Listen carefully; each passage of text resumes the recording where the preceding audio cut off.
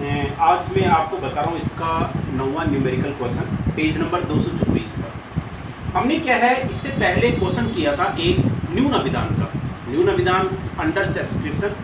और under subscription के बारे में मैंने बताया था कि जिसमें कंपनी के द्वारा जितने अंश जारी किए जाते हैं या निर्गमित किए जाते हैं, उससे कम अंशों के लिए जनता के द्वारा आवेदन किया जाता है। तो कम अंशों के लिए आवेदन आते हैं तो ये स्थिति न्यून अभिदान कहलाती है, अंडर सब्सक्रिप्शन।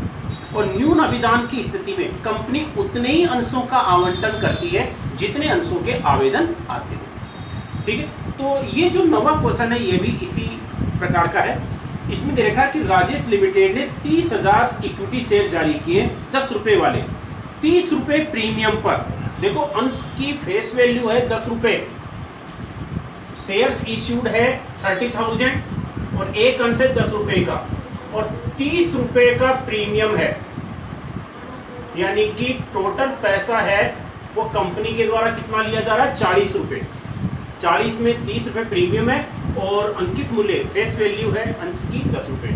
लेकिन जनता ने जो आवेदन किया है वो 28,000 अंशों के लिए किया है, तो न्यून अभिदान हो गया, कम अंशों के लिए आवेदन आए। दूसरी, इसमें पैसा जो मांगा गया है कंपनी के द्वारा, देखो कैसे मांगा गया है। एप्लीकेशन पर कंपनी ने 10 रुपए मांगे हैं टोटल, और इसमें दे रखा है कि 8 रुपए उसमें प्रीमियम शामिल है। देखो, इसमें प्रीमियम एप्लीकेशन पर भी मांगा है। प्रीमियम के लिए होता है कि कंपनी जो प्रीमियम मांगती है वो एप्लीकेशन से लेकर के सेकंड कॉल तक कभी भी मांग सकती है। ठीक है, क्योंकि हमने अभी तक जो क्वेश्चन या इलस्ट्रेशन किए उसमें प्रीमियम का पैसा केवल अलॉटमेंट पर ही था। इसमें क्या है, प्रीमियम का पैसा वो भी टुकड़ों में लिया जा रहा है। तो इसमें 8 रुपए तो जो प्रीमियम है वो एप्लीकेशन पर ही है। टोटल हमने एप्लीकेशन पर मांगे थे 10, जिसमें 8 रुपए का प्रीमियम शामिल है। फिर इसके बाद में है अलॉटमेंट पर। अलॉटमेंट पर कंपनी मांग रही है 12 रुपए। अच्छा, इसमें भी प्रीमियम शामिल है 9 रुपए, इसमें 9 रुपए का प्रीमियम शामिल है। ठीक है, और प्रथम और अंतिम मांग पर शेष राशि। अब देखो, शेष राशि है वो कितनी बची। देखो, कंपनी है टोटल पैसा कितना मांग रही है, 10 रुपए तो अंश का अंकित मूल्य, 30 रुपए का प्रीमियम, टोटल पैसा कितना हो गया, 40 रुपए। अब 40 रुपए हो गया तो 40 रुपए में देखो टोटल कंपनी ने 10 रुपए तो एप्लीकेशन पर मांग लिए, 12 रुपए अलॉटमेंट पर मांग लिए, तो 40 में से आपके कितने गए, 22। तो शेष राशि है वो कितनी बची, 18 रुपए। अब कंपनी फर्स्ट कॉल पर, एक ही कॉल है इसमें, फर्स्ट कॉल पर टोटल 18 रुपए मांग रही है। अब टोटल 18 रुपए मांग रही है, उसमें देखो प्रीमियम कितना शामिल होगा। देखो, प्रीमियम कंपनी ने टोटल 30 रुपए मांगा है, 30 रुपए में कंपनी ने 8 रुपए तो एप्लीकेशन पर मांग लिए, 9 रुपए अलॉटमेंट पर मांग लिए, कितने हो गए, 17 रुपए। 17 रुपए मांग लिए 30 में से, तो शेष राशि है वो कितनी बची, 13 रुपए। इसका मतलब है इसमें जो प्रीमियम है वो कितना शामिल है, 13। 18 रुपए में 13 रुपए का प्रीमियम शामिल है। ठीक है, इस प्रकार से आपके प्रीमियम है वो टोटल कितना हो गया, 30 रुपए, और टोटल पैसा कंपनी ने कितना मांगा है, 40 रुपए।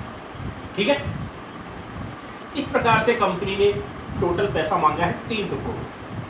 अब देखो, इसमें हम जो एंट्रियां करेंगे, सबसे पहले आवेदन राशि प्राप्त करने की,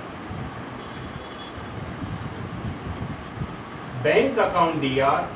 अच्छा, इक्विटी अंश है इसमें, तो इक्विटी अंश का नाम आ जाएगा to equity share application. Application पर कंपनी ने मांगे हैं 10 रुपए, तो बैंक वाले में तो टोटल राशि आ जाएगी।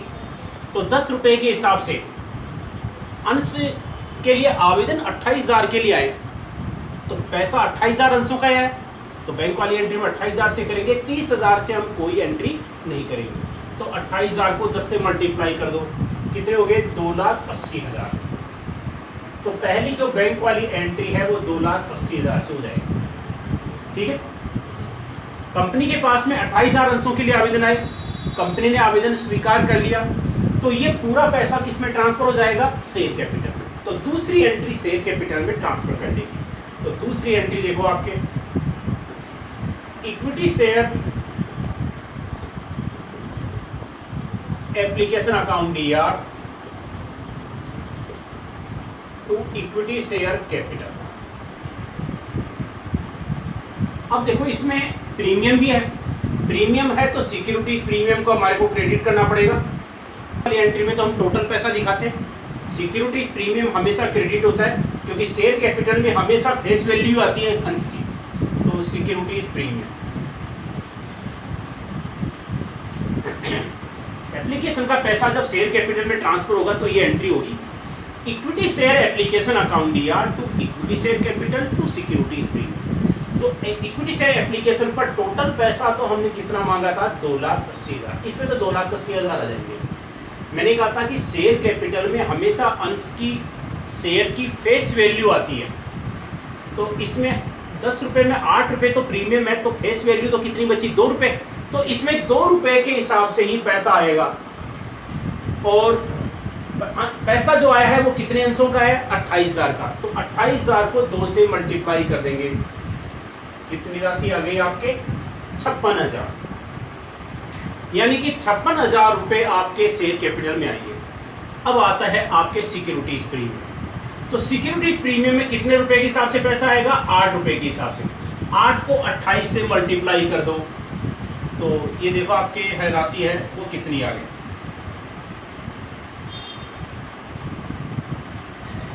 2,24,000। तो सिक्योरिटीज प्रीमियम में पैसा आ जाएगा 2,24,000। ठीक है, तो ये हमने शेयर कैपिटल में ट्रांसफर करने की एंट्री कर दी, जिसमें शेयर कैपिटल में 56,000 आ जाएगा, सिक्योरिटीज प्रीमियम में 2,24,000 आ जाएगा। ठीक है, अब इसके बाद में हम अलॉटमेंट की मांग की एंट्री, तो अलॉटमेंट की मांग की एंट्री करो। Equity share allotment account DR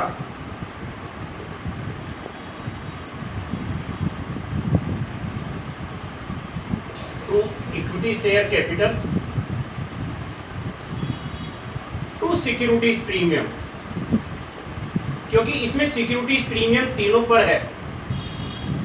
ये पहला क्वेश्चन है जिसमें सिक्योरिटीज प्रीमियम, एप्लीकेशन, अलॉटमेंट और फर्स्ट कॉल तीनों पर मांगा जा रहा है, और मांग वाली एंट्री जितनी भी होती है उन सब में सिक्योरिटीज प्रीमियम को हम क्रेडिट करेंगे। तो अब देखो इसमें अलॉटमेंट का देखो आपके कितना पैसा हो गया। अलॉटमेंट पर जो है कंपनी कितने मांग रही है, 12 रुपये। तो 12 रुपये के हिसाब से कितने अंशों पर पैसा आएगा, 28,000 अंशों पर। तो 28,000 को 12 से मल्टीप्लाई कर दो, आपके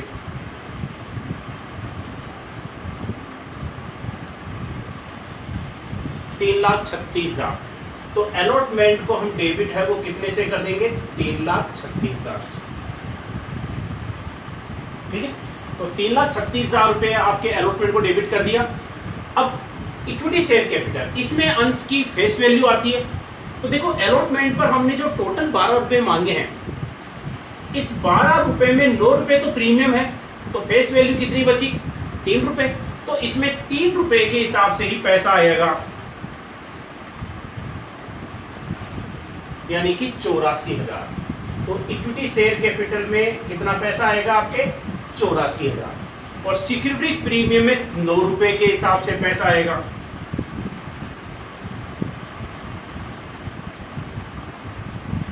ये राशि आ गई आपके 2,52,000। ठीक है, ये हो गई अलॉटमेंट की मांग की एंट्री। अब इसके बाद में देखो आगे, देखो ये हमने अलॉटमेंट की मांग की एंट्री की।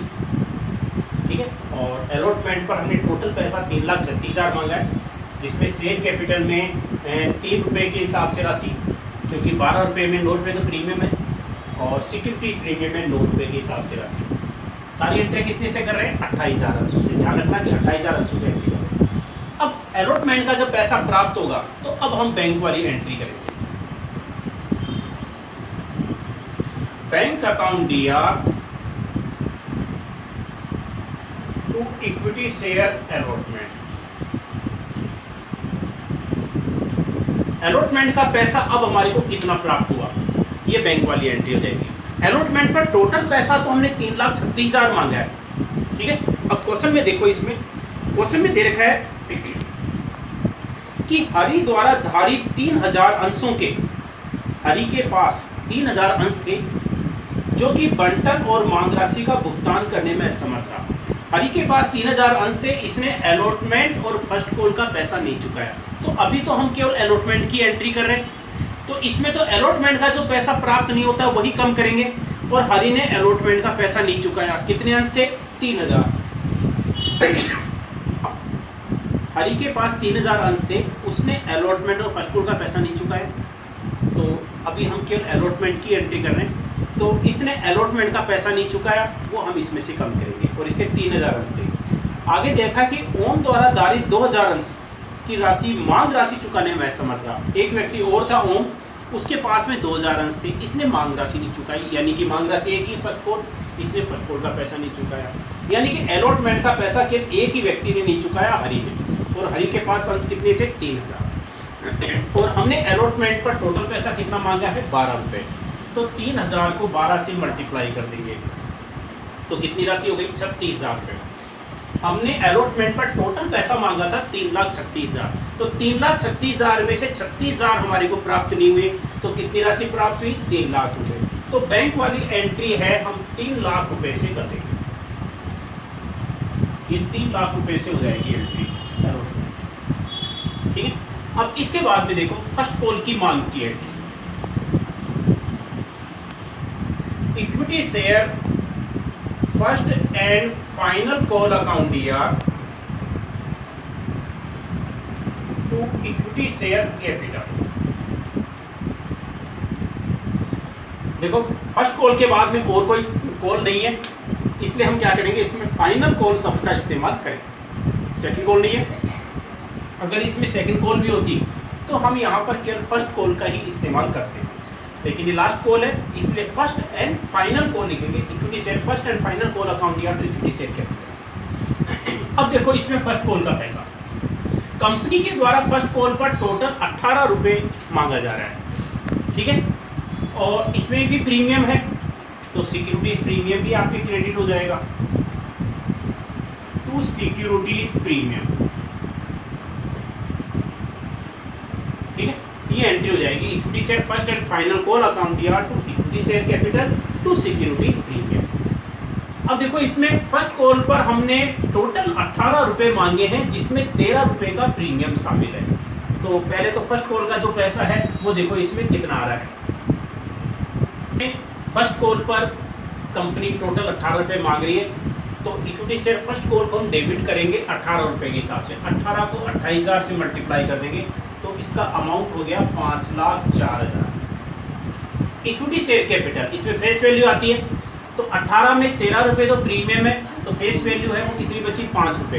तो 28,000 को हम 5 से मल्टीप्लाई करेंगे तो इसमें अमाउंट है वो कितना आ जाएगा? 1,40,000।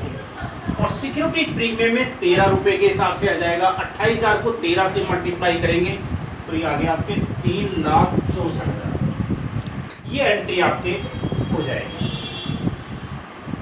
अब इसके बाद में अब बैंक वाली एंट्री, फर्स्ट कॉल का जब पैसा प्राप्त हो जाएगा तो बैंक वाली एंट्री करेंगे। बैंक अकाउंट दिया to equity share first and final call. देखो फर्स्ट कॉल पर हमने टोटल पैसा 5,04,000 रुपये मांगा है, और फर्स्ट कॉल का पैसा देखो 2 व्यक्तियों ने नहीं चुकाया।